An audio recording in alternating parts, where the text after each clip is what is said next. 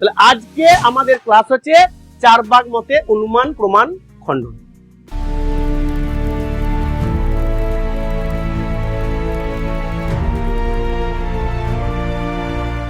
এই অনুমান প্রমাণ খণ্ডন করতে গেলে আগে আমাদেরকে জানতে হবে অনুমান কি। আবার অনুমান কি পড়তে গেলে আমাদেরকে আগে জানতে হবে প্রত্যক্ষ কি। আবার প্রত্যক্ষ কি জানতে গেলে আমাদেরকে জানতে হবে প্রমাণ কি। দেখো কোথায় ঢুকে আছে অনুমান প্রমাণ খণ্ডন, পুরো আতুর ঘর থেকে টেনে নিয়ে আসতে হবে টপিকটাকে। খণ্ডন মানে সমালোচনা, সমালোচনা পরে হবে, আগে জিনিসটা কি তো জানবো। তাহলে প্রথমেই যে শব্দটা আমরা পাচ্ছি সেই শব্দের নাম হচ্ছে প্রমাণ। কি বললাম? প্রমাণ। এই প্রমাণ ভারতীয় দর্শনে কটা? টোটাল 6টা। এই নিয়ে আমাদের আলোচনা করা আছে, ভিডিও ইউটিউবে দেওয়া আছে অবশ্যই, এবং তার লিঙ্ক ডেসক্রিপশনেও কিন্তু দেওয়া থাকবে। প্রত্যেকটা ভিডিও অ্যাপেতেও, আমাদের যে অ্যাপ আছে আইএসপি অ্যাপ, অ্যাপেতেও দেখবে সুন্দর করে পরপর প্রত্যক্ষ প্রমাণ, অনুমান প্রমাণ, শব্দ প্রমাণ, অর্থ প্রমাণ সব দেওয়া আছে। তাহলে এখন প্রথমেই জানবো আমরা যে প্রমাণ কি। আগেও বলেছি, আবার রিপিট করব, প্রমা করণং প্রমাণং, অর্থাৎ প্রমার করণকে বলা হয় প্রমাণ, বা এই প্রমাণের আর এক নাম হচ্ছে যথার্থ জ্ঞান, বা যথার্থ জ্ঞানের অপর নাম হচ্ছে প্রমাণ। এই যথার্থ জ্ঞান লাভ করার ভারতীয় দর্শনে মোট পদ্ধতি হচ্ছে 6টা। কটা? 6টা। সেই 6টার মধ্যে প্রথমে কি? প্রত্যক্ষ। প্রথমে প্রত্যক্ষ, পরপর বলতে হবে কিন্তু, প্রত্যক্ষ, তারপরে হচ্ছে অনুমান, তারপরে উপমান, তারপরে হচ্ছে শব্দ, তারপরে অর্থাপত্তি, তারপর হচ্ছে অনুপলব্ধি। কিন্তু আমাদের এখানে এত দরকার নেই, আমাদেরকে পড়তে হবে প্রত্যক্ষ কি, তারপরে অনুমান কি, তারপরে অনুমানের খণ্ডন। দেখো আমি অধ্যায়টা কি পড়ছি এটা বোঝাতে পেরেছি। এবার আমার একটা অভিযোগ আছে, উচ্চ মাধ্যমিক পর্ষদের, যদিও বর্তমান সরকার আলাদা, আগে যে সরকার ছিল অর্থাৎ মমতা ব্যানার্জির সরকার, তৃণমূল পার্টির, সেই সরকার যে সিলেবাসটা নির্বাচন করেছে, মানে আমাদের দর্শনের সিলেবাসটা কি, আমার মনে হয় তার মাথায় হালকা পরিমাণে ছিট আছে। কেন? দেখো এটা কোনো একটা অধ্যায় হতে পারে না, অনুমান প্রমাণ খণ্ডন এটা অধ্যায় হতে পারে না। অনুমান প্রমাণ খণ্ডন হচ্ছে একটা নোট। কি বললাম? এটা একটা নোট, 10 নম্বর বা 5 নম্বরের একটা নোট। সেই নোটটাকে নিয়ে না জেনে না বুঝে কি করে দিয়েছে একটা চ্যাপ্টার, যার নাম দিয়েছে 4 ভাগ মতে অনুমান প্রমাণ খণ্ডন। আরে ভাই, এর আগে তো আমরা পড়েছি একটা অধ্যায় সম্প্রদায় সমূহ, এবং তারপর একটা চ্যাপ্টার আমরা পড়েছি প্রমাণ সমূহ, বললাম না? তাহলে প্রমাণ সমূহ যখন পড়েছি, তাহলে প্রমাণ সমূহে কটা প্রমাণের কথা বলা আছে? 6টা প্রমাণ। সেই 6টা প্রমাণে অনুমান প্রমাণ পেয়েছি। তাহলে অনুমান প্রমাণ যখন পেয়েছি, 4 ভাগ দর্শন পেয়েছি সম্প্রদায়। 4 ভাগ দর্শন যখন পড়বো, তাহলে 4 ভাগ মতে যখন প্রত্যক্ষ হবে, তাহলে 4 ভাগকে আমরা প্রশ্ন করবো না যে আপনার মতে অনুমান কি? যখনই আমরা প্রশ্ন করব অনুমান কি, তখন 4 ভাগ কি বলবে? আমি অনুমান মানি না। তার মানে কি হয়ে গেল? ওই অধ্যায়ে অনুমান প্রমাণ খণ্ডন কি হয়ে গেল? আলোচনা হয়ে গেল। তাহলে নতুন করে আবার অনুমান প্রমাণ খণ্ডন এটা আলোচনা কোনো যুক্তিই নাই। আমি সাথে বললাম যে ওর মাথায় ছিট আছে। তাহলে এটা একটা নোট, নোটের মতো করেই আমরা পড়বো। তার আগে আমাদেরকে প্রাক কথা জানতে হবে। তাহলে 1 নম্বর কি জানলাম? প্রমাণ কি? প্রমাকরণং প্রমাণং, প্রমার করণকে বলা হয় প্রমাণ। এই প্রমাণ কটা বললাম? 6টা। দ্বিতীয় প্রমাণের নাম হচ্ছে অনুমান। তাহলে আমাদেরকে আগে জানতে হবে অনুমান প্রমাণ কি। কি জানবো? অনুমান প্রমাণ কি। তারপর তো জানবো অনুমান প্রমাণ খণ্ডন। প্রথমেই বলা হলো যে তুফান স্যারের না পড়ানোর মধ্যে অনেক ত্রুটি আছে, অনেক একটা তোদলা তোদলা ভাব করে কথা বলে, অনেক ভাষা বুঝতে পারি না, বড় বড় নোট লেখায়, কি সব পড়ায়। ঠিক আছে, তাহলে সমালোচনা যখন তোমার কাছে করবে, তোমার প্রথমেই মনে প্রশ্ন জাগবে যে এই তুফান স্যারটা আবার কে? তুমি জানবে কি জানবে না বলো? হ্যাঁ, তুফান স্যার হচ্ছে অমুক, যে ঘুষকড়ায় পড়ায়, বাস স্ট্যান্ডের এই মা গঙ্গা সাইকেল শোরুমে 3 তলায় থাকে, আর্টসের এই সাবজেক্ট গুলো পড়ায়। কি বলবে কি বলবে না? বাংলা, সংস্কৃত, ইতিহাস, দর্শন, রাষ্ট্রবিজ্ঞান এই সাবজেক্ট গুলো পড়ায়। তা তুমি জেনে গেলে তুফানকে। তারপরে তুমি কি করলে? যখন সমালোচনা করছে তোমার তখন বুঝতে সুবিধা, ওহো এইরকম। আমি শুনেছি এই স্যারটা নাকি এবার ম্যাথামেটিক্সও শিখায়। ঠিকই বলেছিস। দেখো সমালোচনা করতে সুবিধা হলো। তা তুমি আগে ডিটেলস জানবে সেই ব্যক্তির সম্পর্কে, তুমি আগে ডিটেলস জানবে সেই সম্পর্কে, তারপরে তো তুমি কি করবে? সমালোচনা করবে। তাহলে সমালোচনা করার আগে আমাকে জানতে হবে অনুমান প্রমাণ কি হয়েছে। তাহলে অনুমান প্রমাণের আগে আমরা কি বললাম? কি জানতে হবে? প্রত্যক্ষ প্রমাণ কি। প্রত্যক্ষের আগে কি জানতে হবে? প্রমাণ কি। প্রমাণ কি বলে দিলাম। এরপর জানতে হবে আমাদেরকে প্রত্যক্ষ প্রমাণ কি। কেন? সকল প্রমাণের জননী কাকে বলা হয়? প্রত্যক্ষ প্রমাণকে বলা হয় সকল প্রমাণের জননী। তাহলে সকল প্রমাণের জননী যদি প্রত্যক্ষ হয়, তাহলে প্রত্যক্ষ সম্পর্কে জানবো। তাহলে প্রত্যক্ষের দুটো সংজ্ঞা আমরা পিপিটির মাধ্যমে জেনেছিলাম। একটা হচ্ছে 4 ভাগ মতে প্রত্যক্ষ কি, আর একটা হচ্ছে ন্যায় মতে প্রত্যক্ষ কি। 4 ভাগ মতে প্রত্যক্ষে কি বলা হয়েছিল? ইন্দ্রিয়ার্থ সন্নিকর্ষ জন্যং জ্ঞানম প্রত্যক্ষ, ব্যাস। আর ন্যায় মতে যখন পড়লাম তখন কি জানলাম? ইন্দ্রিয়ার্থ সন্নিকর্ষ পণ্যম জ্ঞানম অব্যাপদেশম অব্যভিচারী ব্যবসায়িতকম প্রত্যক্ষ। ক্লিয়ার? সেটা এবার আমরা পিপিটির মাধ্যমে দেখবো, সুন্দর করে আমরা আলোচনা করব। তারপরে যাবো অনুমান প্রমাণ। কেন? প্রত্যক্ষ না জেনে কোথায় যাওয়া যাবে না? অনুমান প্রমাণে যাওয়া যাবে না। দেখো রিপিট আসছি, ক্লাস আগে করেছি, সেই ক্লাস আবার কি আসছে রিপিট। আমি চাইলে মুখে বলে দিতে পারতাম প্রত্যক্ষ এই, অনুমান এই, বলছি না কেন? যত আমরা ছবি আকারে দেখবো, যত আমরা লেখালেখি করে দেখবো, যত আমরা ভাঙবো, শব্দের অর্থগুলোকে পিপিটিতে জানবো, তত আমাদের স্মৃতি সেই শব্দগুলোকে প্রতিচ্ছবি করবে এবং আমাদের মুখস্থ করতে কি হবে? সুবিধা হবে। চলো আমরা দেখি যে আমাদের পিপিটির মধ্যে কি কি আছে। প্রথমে সাধারণ মানুষের মধ্যে প্রত্যক্ষ বলতে কি বোঝায়? শুধুমাত্র চোখ ইন্দ্রিয়ের মাধ্যমে দেখা। আমি ডিটেলস বলবো না, শুধু হালকা করে বলে বেরিয়ে যাবো। যারা দর্শন পড়ে না তাদের কাছে প্রত্যক্ষ মানে কি? শুধুমাত্র চোখ ইন্দ্রিয়ের মাধ্যমে দেখা। আমরা যারা এই ক্লাস আছি, আমাদের কাছে এই দর্শন মানে কি? শুধুমাত্র চোখ দিয়ে দেখা নয়, আমরা দার্শনিক।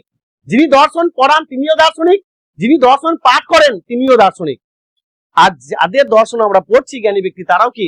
দার্শনিক। তাহলে আমাদের মতে প্রত্যক্ষ মানে শুধু চোখ দিয়ে দেখা নয়, প্রত্যক্ষ মানে হচ্ছে চোখ, কান, নাক, জিহ্বা এবং ত্বক, অর্থাৎ 5টা জ্ঞানেন্দ্রিয়ের মাধ্যমে পাওয়া প্রত্যেকটা শব্দ এবং প্রত্যেকটা যে অর্থ, শব্দের যে অর্থ, সেগুলো হচ্ছে আমাদের কি এক একটা প্রত্যক্ষ। যদি আমার কেউ চোখ বেঁধে দেয়, যদি চোখ বেঁধে দেয়, এই যে ক্লাসরুমে 2-3টে ফ্যান চলছে, এই যে ফ্যানের আওয়াজটা আমার কানে আসছে, তাহলে আমি কি বলবো?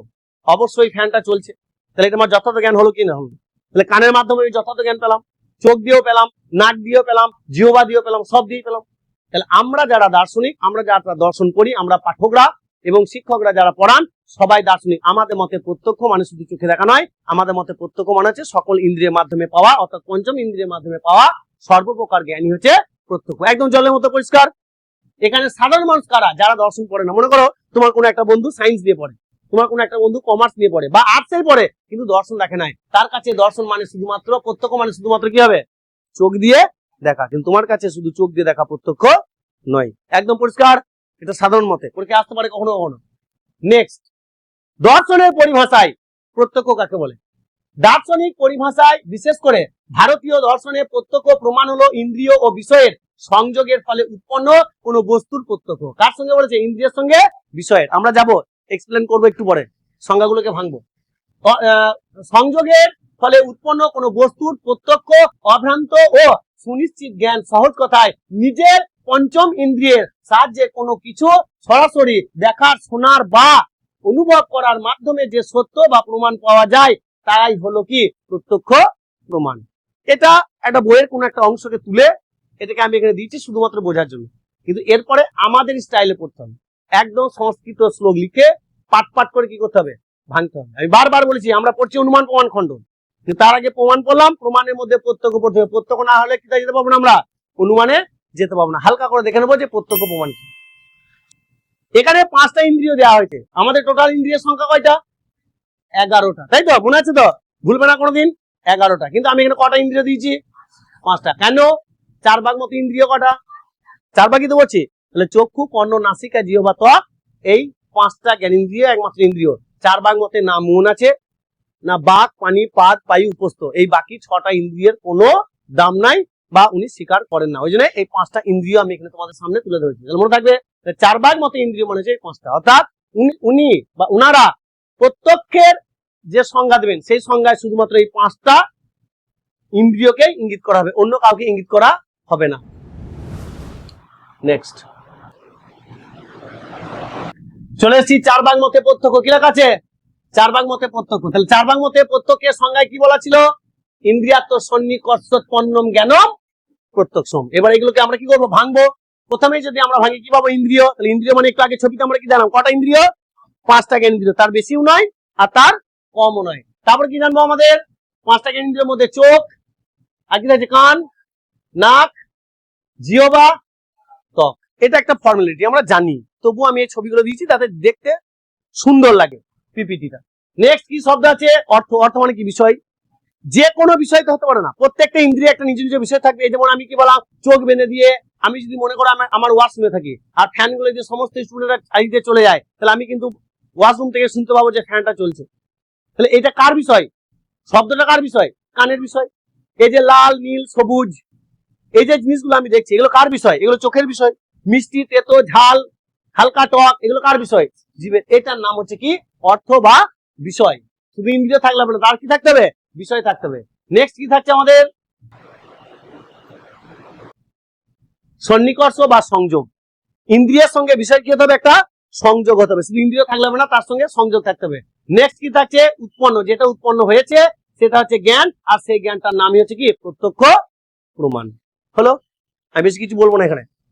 এরপর চলে যাবো আমাদের, দেখি কি আছে। এই যে এই বিষয়গুলো আগের বারে এক্সপ্লেন করা হয়েছে, আগের ভিডিওতে দেওয়া আছে প্রত্যক্ষ কি। এখানে চোখ দিয়ে এখানে কি করা আছে? মোবাইলটার সংযোগ দেখানো হচ্ছে। তারপরে কি আছে? নাক, সরি, কান, কান দিয়ে কি হচ্ছে? শব্দ শোনা হচ্ছে। তারপরে কি আছে? নাক, নাক দিয়ে ঘ্রাণ নেওয়া হচ্ছে।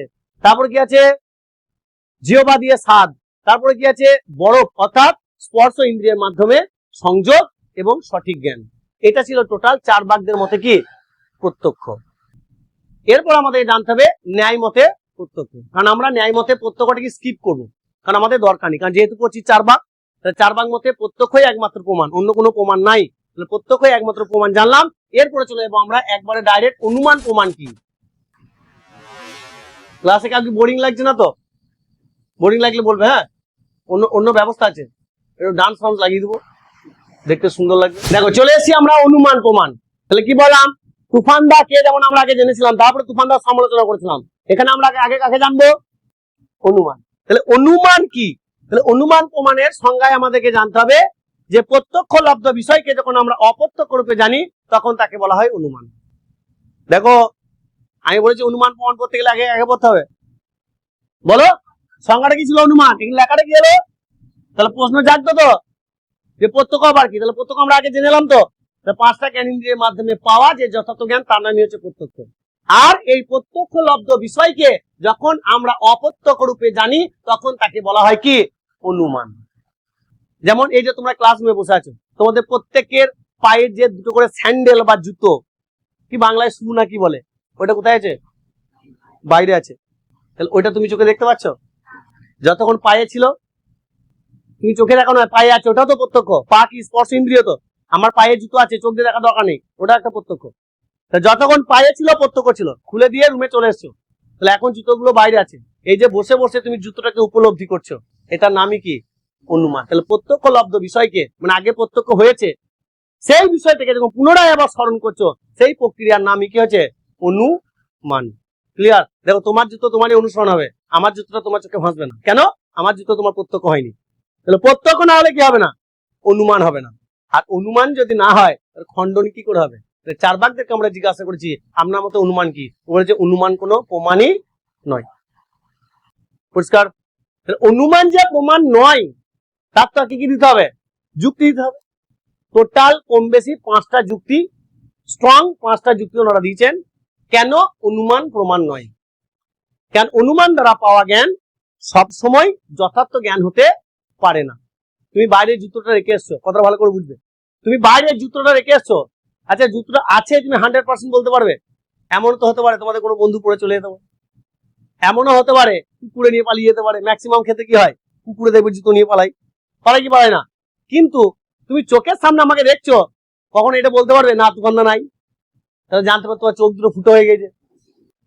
তাহলে প্রত্যক্ষ লব্ধ জ্ঞান যতটা স্ট্রং, প্রত্যক্ষ লব্ধ জ্ঞান যতটা যুক্তিসম্মত, স্বচ্ছ, পরিষ্কার, অনুমান দ্বারা প্রাপ্ত জ্ঞান ততটা স্বচ্ছ নয় এবং স্ট্রং নয়। তাই 4 ভাগ বলেছে আমি প্রত্যক্ষকে একমাত্র প্রমাণ রূপে মানি, অনুমানকে মানব না। মানতে হবে না, কোনো অসুবিধা নাই। তাহলে আমরা এবার দেখে নেবো যে কোন কোন যুক্তিগুলো 4 ভাগ দর্শন দিয়েছিল যে এটা অনুমান প্রমাণ নয়। যেমন আমরা কম বেশি জানি, দেখবে মুরগির যে ডিম আছে, সেই মুরগির ডিমে আমাদের কি হয়? প্রত্যক্ষ হয়। প্রত্যক্ষ হয় তো? আচ্ছা, ঘোড়ার ডিমের হয়? দেখো তো এখানে, তোমার স্মৃতিতে সবসময় এই ডিমটা মনে পড়বে, কারণ এটা লাল মুরগির লাল ডিম। যদি কখনো পোল্ট্রি হয়, পোল্ট্রির কালার কি হয়? সাদা। আমাদের গ্রামে সবুজও আছে, তাই তো? যদি কালার করে দিই সবুজ হবে না? হতেই পারে। কালো, পোল্ট্রি মুরগি কালো দেখেছো? আমি তো একদিন বাজার থেকে কিনে চলে এসেছি, বুঝলে, কালো পাড়া। আমি দেখছি দেশি মালের মতো খেতে লাগবে, কেটে ভালো করে ছাড়িয়ে ওকে দেখছি শালা সে পোল্ট্রি খেতে লাগছে। ও হচ্ছে পোল্ট্রির কি বলতো মানে ব্যতিক্রম, নামে পোল্ট্রি কিন্তু কি ব্যতিক্রম, পুরো কালো মুরগি, একদম পুরো কালারটা একদম কালো। আমার মনে হয় রোদে আউলি গেছে, যে সাদা থেকেও কি হয়ে গেছে কালো হয়েছে। তাহলে এই মুরগি দেখবে একটা লাল জাতীয় হয়, কক জাতীয় বা অনেক নাম আছে, সেই মুরগি দেখো লাল লাল রঙের ডিম। এটা আমাদের অনুমান হতে পারে। আজকে ক্লাসরুমে দাঁড়িয়ে কেউ ব্যাগে করে ডিম ভরে এনেছো নাকি? নাই তো কারি ব্যাগে। বেশ, এখন আবার দেখবে নতুন একটা ট্রেন্ডিং চলছে, কি বলতো, পার্টির নেতাদেরকে, যারা প্রাক্তন পার্টির নেতা বিরোধী, ডিম ছুড়া হচ্ছে অপমান করার জন্য, তাই তো? কি যুগ এলো ভাই, এটার নাম হচ্ছে কলিযুগ। তাহলে আমাকে বলে যে ডিম যে ছুটছে, তাহলে সেই ডিমের কি আছে? গন্ধ আছে। সেই ডিমটার ভিতরে একটা কি আছে? কুসুম আছে। আচ্ছা, এই যে বিষয়গুলো তোমরা ভাবছো বসে বসে, তোমাদের সামনে আছে? এই যে ভাবছো এবং যথার্থ জ্ঞান হচ্ছে, এর নামই হচ্ছে কি? অনুমান। কিন্তু চারবাক এই অনুমান মানে না। চলো আমরা দেখে নেবো কোন কোন যুক্তিতেও মানে নাই। এবার আমরা কি বলেছি প্রথমে, এটা একটা কি চ্যাপ্টার না একটা নোট? একটা নোট। আমরা বিএ অনার্সের চারবাক দর্শনের যে নোট, সেই নোটটা আমরা পড়বো। কোথা থেকে পড়বো? আমাদের আইএসপির একটা ওয়েবসাইট আছে, যেটা নাম হচ্ছে www.ispgurukul.com। এখানে প্রত্যেকটা নোটের এক্সপ্লেন করা আছে, এবং সেই নোট ভিত্তিক একটা নিচে আবার কি আছে? ভিডিও দেওয়া আছে, মানে ওই নোটটা। ওখান থেকে পুরো ডাইরেক্ট আমি আমার সেই যে ওয়েবসাইট আছে, সেই ওয়েবসাইট থেকে পুরো পড়াবো চারবাক দর্শনের মতে খণ্ডন কি। তারপরে আমরা পিপিটিতে ফিরে আসবো, আমাদের চ্যাপ্টার অনুমান প্রমাণ খণ্ডনের কি কি প্রশ্ন হতে পারে এবং কিভাবে করলে আমরা পরীক্ষায় 100% এখান থেকে প্রশ্নগুলো কমন পাবো। হয়েছে? ক্লাস কাউরি কোনো ডিস্টার্ব নাই তো? কারো কোনো অভিযোগ নাই তো? আমি কিন্তু স্টেপ বাই স্টেপ যাচ্ছি ভাই। তাহলে প্রথমে কি জানলাম? প্রমাণ। তারপরে জানলাম 6টা প্রমাণের নাম। তারপরে বললাম প্রত্যক্ষ। তারপরে বললাম অনুমান। অনুমানে আবার কি করছে? চারবার খণ্ডন করেছে। এবার চারবার মতে অনুমান খণ্ডনটা নিয়ে আবার কি করবো? আলোচনা। ক্লিয়ার? পরিষ্কার পরিচ্ছন্ন? দেখো, আমি তোমাদেরকে পড়াচ্ছি, আমার ক্যামেরার প্রতি কোনো মাইন্ড নাই, আমি ভুলে গেছি ক্যামেরা আছে, কারণ আমি শুধু তোমাদেরকে পড়াবো। কি আছে না আছে আমার দেখা দরকার নেই, এটা লাইভ ক্লাস। কারণ ভিডিও করলে দেখবে সবসময় কি হয়, ক্যামেরা দিকে কোথায় নজর দিতে হয়, আমি কি বলছি না বলছি, আমার সবগুলো মাইন্ডই নাই। এই যে তোমরা সুন্দর করে আমাকে ক্লাস করতে দিয়েছো, তার জন্য তোমাদেরকে অসংখ্য ধন্যবাদ। এটা তোমাদের স্বার্থে। চলো, আচ্ছা, তোমরা চাইলে কখনো কখনো গুগলে গিয়ে সার্চ করতে পারবে। হ্যাঁ, আমাদের চ্যাপ্টার গুলো আছে।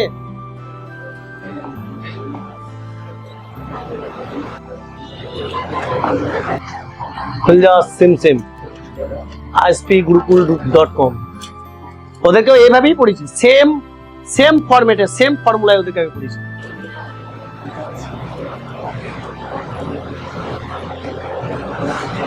আচ্ছা, নিবিকল্প, সবিকল্প, কারণ, ন্যায় মতে, উপমান, প্রমাণ, চারবাক মানে নিচে আছে।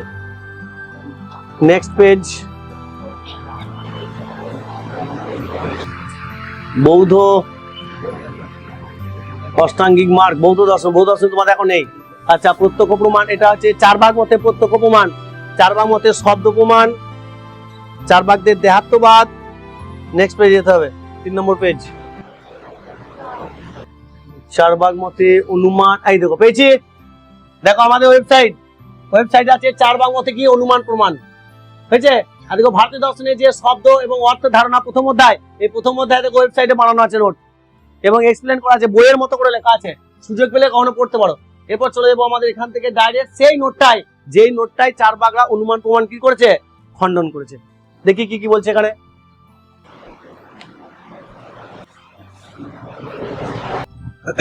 এখানে প্রথমে বলা আছে ডেসক্রিপশন সহ যে কোন কোন ক্লাসে নিয়ে এই নোটটা আছে, হাবিজের মধ্যে দেখা দরকার নাই। এরপর চলে আসছে চারবাক মতে অনুমান প্রমাণ। পেয়েছি আমরা চারবাক মতে অনুমান প্রমাণ, এটা আমরা সুন্দর করে পড়বো। যে ভারতীয় দর্শনের অন্যতম গুরুত্বপূর্ণ আলোচনা হলো প্রমাণ। জ্ঞান লাভের উপায়, মানুষ কিভাবে সঠিক জ্ঞান অর্জন করে এবং কোন ভিত্তিতে কোন বিষয়ে সত্য বলে গ্রহণ করে। এই প্রশ্নের উত্তর খুঁজতে গিয়ে ভারতীয় দর্শনের প্রমাণ তত্ত্বের বিকাশ ঘটেছে। সাধারণভাবে বলা হয় প্রমাকরণং প্রমাণং, যেটা আমি একটু আগে বললাম, এখানে লেখা আছে, অর্থাৎ প্রমাণকরণকে বলা হয় প্রমাণ। বিভিন্ন দর্শন শাস্ত্রে এই প্রমাণের সংজ্ঞা নিয়ে প্রকৃতি বিভিন্ন মত আছে। কেউ একটা মেনেছে, কেউ দুটো মেনেছে, কেউ তিনটে, কেউ চারটে, তাই তো? কেউ 5টা, কেউ 6টা, এরকম করে টোটাল 6টা প্রমাণ কম বেশি কি করছে, কেউ স্বীকার করেছে, কেউ মানে নাই। চারবাকরা অনুমান প্রমাণ খণ্ডন, এগুলো তোমরা পড়তে পারো। হ্যাঁ, একদম বইয়ের মতো করে সুন্দর করে পেজ রাখা আছে। চারবাক দর্শনের অনুমান প্রমাণ খণ্ডন, আমাদের টপিকটা শুরু হচ্ছে এই জায়গা থেকে। আর এই নোটগুলো আমার নিজস্ব বানানো নোট, এগুলো কোনো বই থেকে কপি করার নোট নয়, যেগুলো বোল্ড করা আছে। এগুলো যখন বিএ ফার্স্ট ইয়ারে পড়বে না, বিএ ফার্স্ট ইয়ারে তখন আবার এইগুলো আমি পড়াবো, তখন এত ডিটেলস পড়াতে হবে না, ডাইরেক্ট চলে আসবো অনুমান প্রমাণ খণ্ডনে। প্রত্যেকটা জায়গা পড়বো আমরা। প্রত্যক্ষলব্ধ বিষয় থেকে যখন অপ্রত্যক্ষলব্ধ বিষয় নতুন জ্ঞান হয় তখন তাকে বলা হয় অনুমান। অন্যভাবে বলা যায় প্রত্যক্ষ জ্ঞানের উপর ভিত্তি করে জ্ঞাত সত্য থেকে অজ্ঞাত সত্যে পৌঁছানোর যে পদ্ধতি বা প্রক্রিয়া থাকে তাকে অনুমান বলে। এই অনুমান ব্যাপ্তি নির্ভর। কি নির্ভর? ব্যাপ্তি। এবার প্রশ্ন আসতে পারে ব্যাপ্তি কি? তাহলে ব্যাপ্তি কি কোথায় পাবো আমরা? যখন অনুমান প্রমাণ বিষয়টা, যে ভিডিওটা আমাদের বিস্তারিত আলোচনা করা আছে অনুমান প্রমাণ কি, সেখানে ব্যাখ্যা করা আছে ব্যাপ্তি। তা আমি একবার বলে দিই, ব্যাপ্য এবং ব্যাপকের যে সম্বন্ধ তাকে বলা হয় ব্যাপ্তি। বুঝতে পারলাম না, সহজ ভাষায় বলছি, যত্র যত্র ধূম তত্র তত্র বহ্নি, অর্থাৎ যেখানে যেখানে ধোঁয়া থাকে সেখানে সেখানে আগুন থাকে। এই যে যেখানে যেখানে ধোঁয়া থাকে সেখানে সেখানে আগুন থাকে, এই ধোঁয়া এবং আগুনের যে সম্পর্ক, এর নামই হচ্ছে ব্যাপ্তি। জন্ম থাকলে কি থাকবে? মৃত্যু থাকলে তার আগে কি আছে? এমন কেউ আছে নাকি জন্মেছে মরবে না? এমন কেউ আছে মৃত্যু হয়েছে তার জন্ম ছিল না? এই যে জন্ম মৃত্যু এবং ধোঁয়া এবং আগুনের মধ্যে যে সম্পর্ক, এটা নামই কি হচ্ছে? ব্যাপ্তি। আর ব্যাপ্তি সম্পূর্ণ কার উপর নির্ভর করে? অনুমানের উপর নির্ভর করে। ব্যাপকের যে সম্বন্ধ তাই হলো ব্যাপ্তি। যেমন পর্বতে ধূম আছে, অতএব পর্বতে বন্যি আছে। বিষয়টা আলোচনা করেছিলাম, সে পর্বতের ছবি দেখি দেখি মনে পড়ছে? কোন জায়গাটা কিন্তু বাদ নেই, প্রত্যেকটার সঙ্গে প্রত্যেকটা ক্লাসে কি আছে? একটা সুন্দর লিঙ্ক আছে, সেই লিঙ্কটা তোমাকে খুঁজে বের করতে হবে। অনুমান বিষয়ে ন্যায় দর্শন বলেছে তৎমাৎ পূর্বকম অনুকাম, অর্থাৎ অনুমিতির জন্য পূর্ব জ্ঞান হলো অনুমান। এক কথায় অনুমান শব্দের ব্যুৎপত্তিগত অর্থ হলো পশ্চাৎ জ্ঞান। এই যে বারবার ন্যায় কথাটা কেন আসছে, ন্যায় দর্শন কথাটা কেন আসছে? কারণ আমরা বলেছি ন্যায় হচ্ছে সেই দর্শন যে দর্শন যুক্তিসম্মত ভাবে প্রত্যক্ষ, অনুমান, উপমান শব্দ এগুলোর এত সুন্দর যুক্তি দিয়েছে, এত সুন্দর সংজ্ঞা দিয়েছে এবং অর্থ তার শব্দগুলো প্রকাশ করছে, অন্যান্য দর্শন সসম্মানে সেগুলো কি করে নিয়েছে? গ্রহণ করে নিয়েছে। ওই জন্য নতুন করে আর কেউ এই বিষয়গুলো আলোচনা করে না, ওই জন্য বারবার ন্যায় দর্শন কথাটা আমাদের সামনে কিন্তু আসছে। দেখো এখানে কি বলছে, অনুমান বিষয়ে ন্যায় দর্শন বলেছেন, এটা তো বললাম, একবার বলে দিতে একবার। আচ্ছা বেশ, এখান থেকে এই অনুমান প্রমাণকে স্বতন্ত্র প্রমাণ রূপে স্বীকার করেননি। চার্বাকগণ যে সকল যুক্তি জাল দ্বারা অনুমান প্রমাণ খণ্ডন করেছেন সেগুলি হলো দিয়ে প্রথমত, এখান থেকে যে বোল্ড করা আছে এই বোল্ড পর্যন্ত আমাদের পড়লেই হবে মেন যুক্তিটা, এই যে বোল্ড পারে না পর্যন্ত, শুধু এইটুকু আমরা পড়বো, বাকিগুলো তোমরা চাইলে খুলে খুলে পড়তে পারো, কোনো অসুবিধা নেই। অনুমান হলো প্রত্যক্ষ বিষয়ের উপর ভিত্তি করে অপ্রত্যক্ষ বিষয়ের জ্ঞান, এটা আমরা আগেও পড়েছি। অনুমান হলো কার উপর ভিত্তি করে? প্রত্যক্ষের উপর ভিত্তি করে। কি বললাম, জুতোটা আমি আগে দেখেছি, জুতোটার আগে আমার প্রত্যক্ষ হয়েছে, কিন্তু এখন রুমে বসে বসে কি হচ্ছে না, জুতোটার প্রত্যক্ষ হচ্ছে না, অথচ সেই জুতো সম্পর্কে জ্ঞান হচ্ছে, এর নাম হচ্ছে কি? অপ্রত্যক্ষ বিষয়ের জ্ঞান। কিন্তু চার্বাকগণরা বলেন অপ্রত্যক্ষ অর্থাৎ যে বিষয়ে বস্তুর সঙ্গে ইন্দ্রিয়ের সরাসরি সংযোগ হয় না, যে বিষয়ের সঙ্গে ইন্দ্রিয়ের কি জ্ঞান হয় না?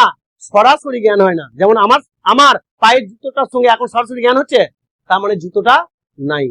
যা বলবি বল, চার বাক্যে আমরা কি বলবো? তুই যা বলবি বল, এখন তোকে বলতে দেওয়া হয়েছে। মনে করো আমি বিচারক, আমি মাঝখানে আছি, একদিকে চার বাক আছে আর একদিকে ন্যায় দর্শন আছে, বা অন্যান্য সবাই কম বেশি অনুমান মেনেছে। তাহলে চার বাক একদিকে দাঁড়িয়েছে, চার বাক ছাড়া বৌদ্ধ, জৈন, ন্যায়, বৈশেষিক, সাংখ্য, মীমাংসা, বেদান্ত সবাই একদিকে আছে। কেন? চার বাক ছাড়া সবাই কি অনুমান মেনে নিয়েছে? সবাই অনুমান প্রমাণ মেনে নিয়েছে। তাহলে যারা অনুমান প্রমাণ মেনে নিয়েছে, তাহলে এরা আবার ঘুরিয়ে চার বাকে কি করবে? প্রশ্ন করবে না? করবে। তাহলে আমি বিচারক মনে করো, আজকে টিচার নয়, আমি বিচারক। তাহলে আমি এখন শুনছি, বলছে কে? চার বাক। তাহলে চার বাক কি বলছে? যে দেখো বস, চার বাকগণ না বলেন যা অপ্রত্যক্ষ অর্থাৎ যে বিষয়ের বস্তুর সঙ্গে ইন্দ্রিয়ের সরাসরি সংযোগ হয় না তাই হলো ভ্রমাত্মক জ্ঞান। কি জ্ঞান? ভ্রমাত্মক জ্ঞান। কথাটা মানা যায়? আমি তো বলবো মানা যায় না।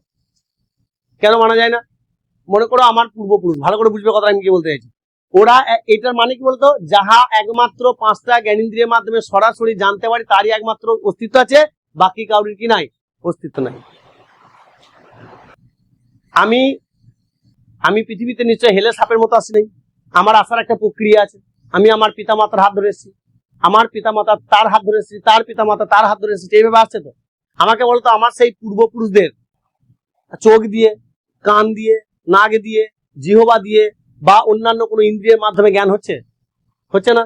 চার বাক্যে উনি কি বললো? তুমি একমাত্র সেইগুলোকেই বলবে অস্তিত্ব আছে, তুমি সেইগুলোরই বলবে বাস্তব অস্তিত্ব ছিল বা আছে যেগুলোর একমাত্র পাঁচটা ইন্দ্রিয়ের মাধ্যমে জ্ঞান হয়। তাহলে আমাকে বলো আমার পূর্বপুরুষদের আমাদের কোনোভাবেই চক্ষু, কর্ণ, নাসিকা, জিহ্বা, ত্বক দ্বারা হবে? হবে কি? হবে না তো। সম্পূর্ণ কার উপর নির্ভরশীল হতে হবে? অনুমানের উপর নির্ভরশীল হতে হবে। কারণ এই জন্মের প্রক্রিয়াটার উপর আমাকে কি করতে হবে? অনুমান করতে হবে। চার বাক দিয়ে এই সংজ্ঞাটা আমরা মেনে নিই, তাহলে আমাদের পূর্বপুরুষদের কোনো অস্তিত্ব থাকবে? থাকবে না। তাহলে এই সমালোচনাটা আবার ঘুরিয়ে কারা করেছে? ন্যায় বা অন্যান্যরা আবার করেছে। তুই যে বললি যে ইন্দ্রিয়ে সরাসরি সংযোগ হয় না, তাই ভ্রমাত্মক জ্ঞান, তাহলে আমার পূর্বপুরুষ ছিল না? তাহলে আমি মাঝে আছি। এই তোরা এখন থাম, এই 4 ভাগ শুরু করো, দেখি আর কি বলছে। কারণ ওকে বলতে সুযোগ দেওয়া হয়েছে। বলছে দেখো শিক্ষক মহাশয়, কারণ অযথার্থ জ্ঞান কাজে অনুমান প্রমাণ হতে পারে না। আর কোনো যুক্তি আছে? বলছে হ্যাঁ আছে। কি যুক্তি আছে? দ্বিতীয়ত, অনুমান হলো পরোক্ষ এবং অন্য নির্ভর জ্ঞান। পরোক্ষ এবং অন্য, অনুমান জ্ঞান সম্পূর্ণ কার উপর ডিপেন্ড করে? প্রত্যক্ষ জ্ঞান কার উপর ডিপেন্ড করে? প্রত্যক্ষ জ্ঞান 5টা জ্ঞানেন্দ্রিয়ের মাধ্যমে ডিপেন্ড করে, চক্ষু, কর্ণ, নাসিকা, জিহ্বা, ত্বক। 4 ভাগ বলছে দেখো অনুমান প্রমাণ শুধুমাত্র মনের উপর ডিপেন্ড করে। আমি মানলে আছে, আর আমি না মানলে কি নাই। তাহলে মানছে কে? মন। বলছে আমি তো আগেই বলছি আমি মন মানি না। আজব ব্যাপার, তাই তো? কাঠ গড়ায় দাঁড়িয়ে বিচারকের সামনে কি বলছে? আমি তো আগেই বলছি আমি মন মানি না। কারণ আমার কাছে ইন্দ্রিয় কটা? 5টা। ষষ্ঠ ইন্দ্রিয় বলে কিছু নাই। আমাদের জন্মানোর সাথে সাথে দেহে কি থাকে? আত্মা। আর আত্মা আর মন বিষয়টা একই, অর্থাৎ চৈতন্য বিশিষ্ট দেহে হলো আত্মা। অতএব আমার কাছে মন বলে কোনো কিছু নাই। তাহলে মন বলে যদি কিছু নাই থাকে, সেই মন আবার মানছে যে হ্যাঁ আমার পূর্বপুরুষ আছে, তাহলে আমি কিভাবে মানবো? তখন এরা আবার চিল্লি উঠছে, এই তুই কি বললি, এই থাম, তোরা এখন থাম, ওকে বলতে দে, তোরা পরে বলবি। আচ্ছা বলো 4 ভাগ কি বলছো? অর্থাৎ 4 ভাগ মতে এই অনুমান প্রমাণের ক্ষেত্রে ইন্দ্রিয়ের সঙ্গে বিষয়ের সরাসরি সংযোগের অনুপস্থিতি থাকায় সেখানে থাকে অনুমানের দ্বারা পাওয়া জ্ঞান সর্বদা যথার্থ জ্ঞান হতে পারে। ও সেই গরুর রচনা, ও যেই দিকেই যাবে সমস্ত যুক্তি পিছনে একটাই কথা বলবে, যেহেতু এই জ্ঞানটা পঞ্চম জ্ঞানেন্দ্রিয়ের মাধ্যমে সরাসরি পায় না, তাই এটা যথার্থ জ্ঞান হতে পারে না। বেশ ভালো কথা। তোমার আর কোনো যুক্তি আছে? 4 ভাগকে জিজ্ঞাসা করা হলো। আছে বস, এখনো কটা আছে? এখনো 3খানা আছে। ও 5টা যুক্তি। এই তোর এখন কোনো কথা বলবি না। কাদেরকে থামতে দিলাম? 4 ভাগ ছাড়া বাকি 8 জনকে কি বললাম, তোর এখন কেউ কথা বলবি না। আমি বিচারক, আমাকে আগে শুনতে দে অনুমান সম্পর্কে কি বলছে, তারপর আমি আছি, দেখি না কতটা ভুল বলে কতটা ঠিক বলে। মেরে ওর দাঁত ভেঙে দেবো, বলতে দাও ওকে। চলো তৃতীয় যুক্তি। তৃতীয় যুক্তি, অনুমানের ক্ষেত্রে প্রত্যক্ষ বিষয়ের উপর নির্ভর করে অপ্রত্যক্ষ বিষয় তখনই আমরা জানতে পারি যখন আমরা ব্যাপ্তি জ্ঞানের উপর নির্ভরশীল হয়। কোন জ্ঞানের উপরে? ব্যাপ্তি জ্ঞানের উপর নির্ভরশীল হয়। ব্যাপ্তি মানে ধূম দেখে কার অনুমান করলাম, জন্ম দেখে কার করলাম, মৃত্যু দেখে কার করলাম। এইরকম ব্যাপ্তি জ্ঞান সবসময় সত্য হতে পারে, আবার কি হতে পারে? মিথ্যাও হতে পারে। কাজে ব্যাপ্তি জ্ঞান অনুমানের উপর ভিত্তি, কিন্তু 4 ভাগ মতে ব্যাপ্তি জ্ঞান সর্বদা সম্ভব নয়, কারণ ব্যাপ্তি জ্ঞান হলো নিয়ত সহচার সম্বন্ধ এবং এই সম্বন্ধ প্রত্যক্ষযোগ্য নয়। তাই কি বললাম, কোথায় চলে যাবে বারবার? গরু রচনায় চলে যাবে। কি যোগ্য নয়? প্রত্যক্ষযোগ্য নয়। তাই অনুমান স্বতন্ত্র প্রমাণ হতে পারে না। চলো নেক্সট চালু করো আবার। চতুর্থ, 4 ভাগ মতে ব্যাপ্তি জ্ঞান অনুমানের দ্বারা সম্ভব নয়, কারণ ব্যাপ্তি জ্ঞান যদি অনুমানের উপর নির্ভর করে তাহলে এই অনুমান আবার ব্যাপ্তি জ্ঞানের উপর নির্ভর করবে। অর্থাৎ ব্যাপ্তি জ্ঞান অনুমান জ্ঞান, ব্যাপ্তি জ্ঞান অনুমান জ্ঞান, এইভাবে চলতে থাকবে। এইভাবে যদি চলতে থাকে তাহলে শেষ পর্যন্ত অনাবস্থা দোষ দেখা দেবে। কোন অবস্থা দেখা দেবে? অনাবস্থা দোষ দেখা দেবে। অর্থাৎ কোন অবস্থাতে তাহার প্রমাণ সিদ্ধ করা যাবে না। মানে সেই ভবচক্রের মতো, জরা মরণ দুঃখ, ঠিক আছে? যেমন টোটাল তোমাদের এখনো ওই টপিকটা আসছে না, বোধ দর্শন পড়াইনি। আচ্ছা, আমাদের যে সম্প্রদায় বলে একটা অধ্যায় আছে, সেই অধ্যায়টিকে আমরা এখন একটু কি করেছি? স্কিপ করেছি। কি করেছি? স্কিপ করেছি। কারণ আমাদেরকে সম্প্রদায় নিয়ে আবার পড়াতে হবে। যখন বৌদ্ধ দর্শন আমরা পড়াবো, সেই বৌদ্ধ দর্শনে যে 12টা নিদান বা ভবচক্র আছে, সেই ভবচক্র দেখবে একটা কথা আছে, অবিদ্যা, সংস্কার, বিজ্ঞান, নামরূপ, সহায়তন, বেদনা, স্পর্শ করে টোটাল 12টা জিনিস আমাদের জীবনে বারবার কি করে? চক্রাকারে ঘুরে। এইরকমই বলছে যে আমরা যদি অনুমান প্রমাণকে মেনে নিই তাহলে ব্যাপ্তি জ্ঞান থেকে অনুমান, আবার ব্যাপ্তি জ্ঞান, আবার অনুমান, এইভাবে চলতে থাকবে, যে কোনো অবস্থাতে সঠিক জ্ঞান দিতে পারবে না। নেক্সট বলো, তুমি বলে যাও, এই ন্যায় বৈশেষিক, তোরা চুপ কর ভাই, এখন কোনো কথা বলবি না। বলছে বেশ ঠিক আছে, আমি কথা বললাম না। লাস্ট ওকে বলতে দে, মাঝে একদম পা বাড়াবি না। যখন 16 আনার বিচার হয়, দেখবে যে দোষ করে তাকে বলতে দেওয়া হয়তো, সে তার কি দেয়? যুক্তিগুলো দিতে থাকে, অন্য ব্যক্তি চুপ থাকে। আর মাঝে কেউ যদি পা বাড়িয়ে দেয়, পুরো বিচারটাই ঝিসমিস হয়ে যাবে। 4 ভাগ মতে তর্কের মাধ্যমে ব্যাপ্তি জ্ঞান প্রতিষ্ঠা করা যায় না। তর্ক মিনিং তর্ক বিতর্ক। তর্ক মিনিং কি? লজিক। তর্কের ইংরেজি হচ্ছে লজিক। আর এই লজিক আকারের উপর কি করে? নির্ভর করে। তাহলে তর্ক দ্বারা জ্ঞান কখনোই সঠিক হয় না, কারণ তর্কের গতি সর্বদাই অপ্রত্যক্ষ বিষয় থেকে যায়। তর্কের ক্ষেত্রে অপ্রত্যক্ষ বিষয়ে সত্য বলে ধরে নেওয়া হয়। তাই চার্বাকগণ বলেন ব্যক্তি জ্ঞানের জন্য অনুমানের উপর নির্ভরশীল হতে হয়। এইরূপ অনুমান প্রমাণ কখনোই সমর্থ প্রমাণ নয়। হয়ে গেল ওর বলা শেষ। তাহলে ওর যদি বলা শেষ হয়ে যায় তাহলে এদেরকে এবার সুযোগ দিতে হবে। কাদেরকে? এই 8 জনকে। ও তো অনুমান সম্পর্কে বলে দিল, আমি তো শুনলাম, এবার তোরা বল কি বলছিস। বলছে গুরুদেব তাহলে ওকে একবার চুপ থাকতে বলো, এই চার্বাক আর কথা বলবি না, তুই যে বলেছিস তোর অনুমান প্রমাণ খণ্ডন করা হবে। এবার প্রথমে কি হলো, অনুমান প্রমাণ জানলাম, সেই অনুমান প্রমাণকে কে খণ্ডন করলো? চার্বাক। এখন কে আবার ঘুরিয়ে কাকে খণ্ডন করবে? এরা 8 জন চার্বাকের অনুমান প্রমাণ খণ্ডনের আবার কি করবে? খণ্ডন করবে। যে তোর সম্পূর্ণ কথাটা ভুল। আমি স্বয়ং নিজে বিচারক হয়ে বলবো, আমি শিক্ষক হয়ে বলবো, অনুমান প্রমাণ যদি আমরা মেনে না নিই আমাদের জীবনের প্রায় 60 থেকে 70% জ্ঞান মিথ্যা হয়ে যাবে। তো প্রথমে আমি একটা পূর্বপুরুষের কথা বললাম। আমি আমার মাকে বাড়িতে দেখে এসেছি, আমি এখন চোখ দিয়ে দেখতে পাচ্ছি না, হাত দিয়ে মাকে স্পর্শ করতে পারছি না, মায়ের কথোপকথন কান দিয়ে শুনতে পাচ্ছি না, তাই বলে আমার মা নাই? আছে তো, আছে। কিন্তু চার্বাক কি বলবে? নাই। মেনে নেওয়া যায়? কোনোভাবে মেনে নেওয়া যায় না। সামান্য অত দূরে যেতে হবে না, তুমি ব্যাগটাকে দেখো আমার কাছ থেকে সরিয়ে আলমারির উপর তুলে দিয়েছো, বা ওখানে যে পেরেক আছে পেরেকে তুলে দিয়েছো, বা আংটায় তুলে দিয়েছো, তাহলে সেই ক্ষেত্রে তোমার ব্যাগের ভিতরে যে মোবাইল বা খাতা পেন আছে তুমি চোখ দিয়ে দেখতে পাচ্ছ না, তার মানে কি? নাই। তার মতে নাই, চার্বাক মতে নাই। এটা আমি আমার কথা বললাম। এই তোরা 8 জন বল এবার কি বলছি। বলছে গুরুদেব শুনে নিন ভালো করে, ওর কোথায় কোথায় ফল্ট আছে। ঠিক আছে বলো। তাহলে ওরা আবার কি করছে? সমালোচনা। কিরে ক্লাস ঠিক আছে তো? মজা করে করে করতে হবে ক্লাসগুলো, মজার ক্লাস। দর্শন হচ্ছে এমন একটা সাবজেক্ট নারকেলের মতো, যদি ওপরে পড়ে যাও না কঠিন লাগবে, আর যদি ভিতরে ঢুকতে পারো ওই শক্ত খোলকটাকে ভেঙে যদি ঢুকতে পারো আমার মতো, সুস্বাদু জল পাবে এবং মিষ্টি একটা শ্বাস পাবে। তাই ভিতরে কি করতে হবে? ঢুকতে হবে, আর নাহলে ওই টেরা টেরাই লাগবে। চার্বাকগণ অনুমান প্রমাণ খণ্ডনে যে যুক্তিগুলি দিয়েছেন তা সমালোচনার ঊর্ধ্বে নয়। এখানে ভারতীয় দার্শনিক সম্প্রদায় চার্বাকদের এই যুক্তিগুলির বিরুদ্ধে যেভাবে সমালোচনা করেছেন, বলছে যা অতীত তাই অসৎ। কি সৎ? অসৎ শব্দটাকে যদি আমরা ভাঙি দুটো জিনিস পাবো, একটা হচ্ছে সৎ। সৎ মানে বকবি না, সৎ মানে কি? সৎ মানে হচ্ছে থাকা, সৎ মানে থাকা। এখানে কি বলা হয়েছে? অসৎ মানে হচ্ছে না থাকা, অস্তিত্বহীন। যা অতীত তাই অসৎ। এটা কে বলেছে? চার্বাক বলেছে। যেমন যার অস্তিত্ব নাই, যা অতীতে ছিল তার কি নাই? কোনো অস্তিত্ব নাই, তাহলে আমার পূর্বপুরুষ নাই। বলছে এটা তোর কথাটা আমরা মানতে পারলাম না। কেন?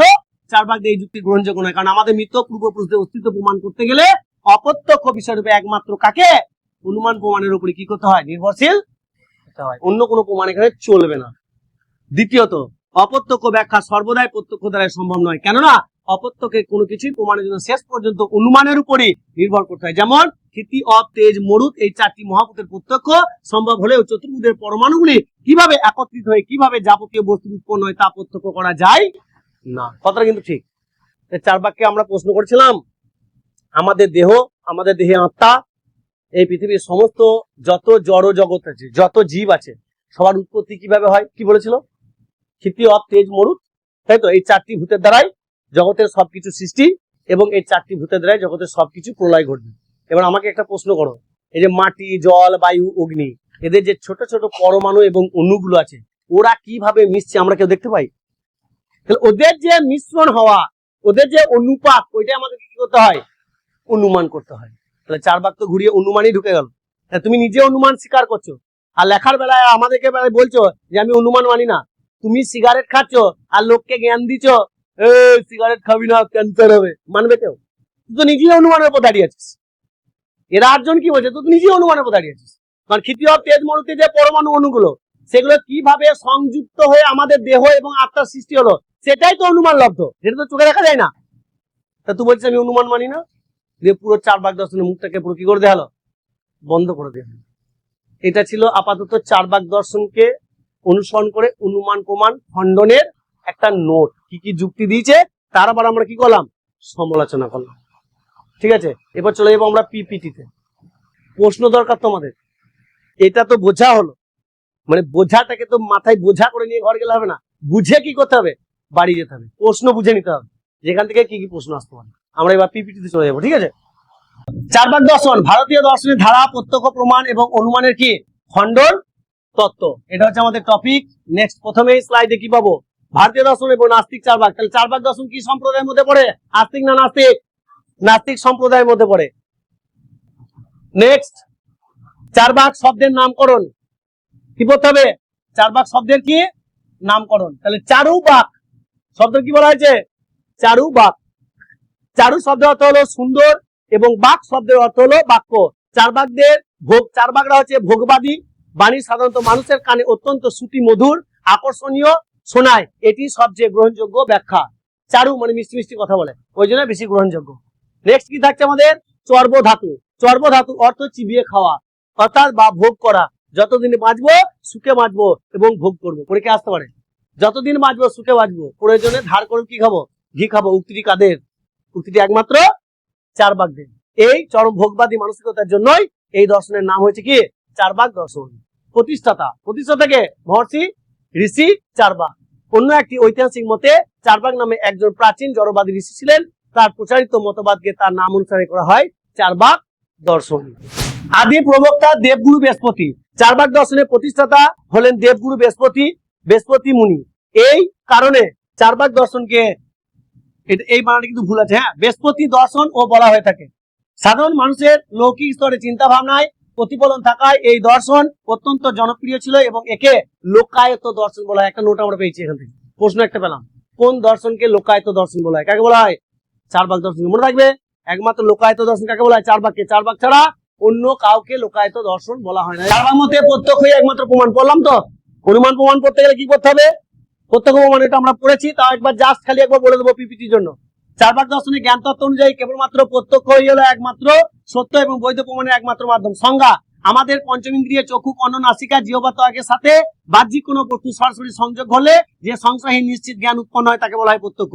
যৌক্তিকতা: চারবাকদের মতে কেবল প্রত্যক্ষের মাধ্যমে আমরা কোনো বিষয়ের অকট্ট সত্যতা অর্জন করতে পারি যা সর্বজনীন এবং অভ্রান্ত। অনুমান প্রমাণ খণ্ডনের যুক্তি। এই জায়গাটা আমরা স্কিপ করবো, কেন? আমরা এর আগে এই বিষয়টাকে সুন্দর করে পড়লাম না নোটের মাধ্যমে, এই জায়গাটাকে আমরা একটু স্কিপ করে দেবো। নেক্সট, অনুমানের বাস্তব ভ্রান্তি ধারণা। মানে দেখো, কেন ওনারা বলেছেন যে অনুমান প্রমাণ নয়, সেটা আমাদেরকে একটু সুন্দর করে জানতে হবে যে কেন বলেছেন। মানে কেমন বোকা বোকা যুক্তি। দেখো কি বলছে, যে ধূম বনাম ধুলি জাল। আমাকে বলো, ধোঁয়া আর ধুলো এক হলো? বলছে আমরা অনেক সময় দূরে থেকে যখন দেখি সেই ধুলি কণাকে দেখেও আমাদের ধোঁয়া মনে হয়। জিনিসটা এক হলো? ধোঁয়া ধুলি কণা মানে কোন দিক থেকে মানে খণ্ডন করছে ভাবো।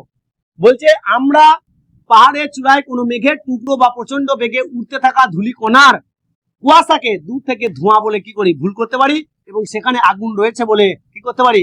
অনুমান করতে পারি। বলো, একটা ধোঁয়ার পরিসর আর একটা ধুলোর পরিসরের মধ্যে পার্থক্য নেই? অবশ্যই পার্থক্য আছে। ধোঁয়া তো ধোঁয়া হয় আর ধুলো তো ধুলো হয়। পাহাড়ের উপরে ধুলো বেশি থাকে নাকি ভূমিস্থলে ধুলো বেশি থাকে? পাহাড় মানে কি? পাথর। তা পাথরে ধুলো কে রেখে আসবে? থাকবে বেশি, থাকলেও ক্ষণিকের জন্য। একবার হাওয়া বাতাস দিবে সব কি হবে? উড়ে চলে যাবে। কিন্তু ধোঁয়া, যদি ভিতরে আগুন থাকে, কন্টিনিউ কি চলতে থাকবে, এবং ধোঁয়ার পরিসর দেখলে বোঝা যাবে যে এটা ধোঁয়া বটে।